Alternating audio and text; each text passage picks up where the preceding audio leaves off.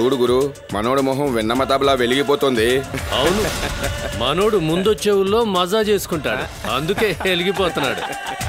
ఊరుకో అన్న, నువ్వు మాత్రం తక్కువ. ఇంకో 2 గంటల్లో నువ్వు కూడా మజా చేసుకోవేంటి?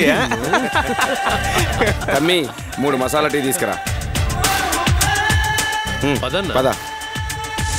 రే ఆగండి, ఇదిగో ఇవి ఉంచండి. ఇవెందుకన్నా? నాకిద్దరు పిల్లలు, ఆపరేషన్ కూడా అయింది.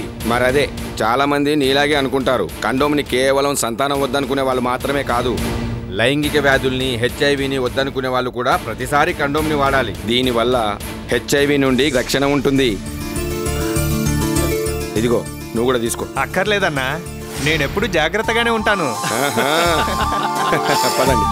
క్రమం తప్పకుండా సరైన పద్ధతిలో ప్రతిసారి కండోమ్ ధరించు, హెచ్ఐవిపై విజయం సాధించు.